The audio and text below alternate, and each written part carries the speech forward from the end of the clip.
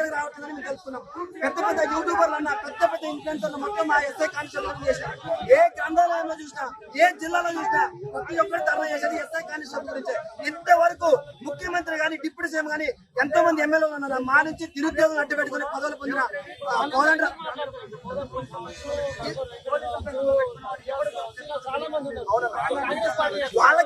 వాళ్ళకి ఉద్యోగాలు వచ్చినాయన్నా, వాళ్ళకి మంచి మంచి చైర్మన్లు వచ్చినాయి. మాకు ఎలాంటి ఉద్యోగాలు లేదు. 2023లో గవర్నమెంట్ ఫామ్ అయింది. 2026 డిసెంబర్ వస్తే 3 సంవత్సరాలు అవుతుంది.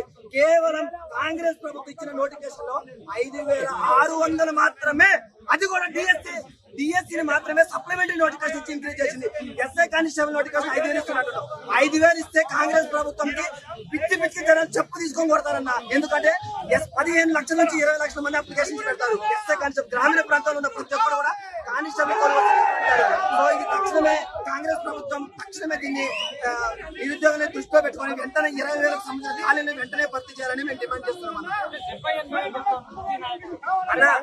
అన్న మొన్న ప్రభాకర్ 60,000 అంటాడు, శ్రీధరబాబు 70,000 అంటాడు, మా డిప్యూటీ సీఎం ఖమ్మం జిల్లా అంటాడు, మా డిప్యూటీ సీఎం 1 లక్ష అంటాడు. అసలు ఎవరికి ఎన్ని చెప్తున్నారు వాళ్ళకి అర్థం కాదు. అవునన్నా అన్న మేము ముగ్గురు కలవడానికి పిఏలో ఫోన్ చేస్తే డిప్యూటీ సీఎం కి వాళ్ళ పిఏ పట్టి ఓఎస్డీ సార్ అంటాడు, సార్ పేరు భాస్కర్ శర్మ సార్.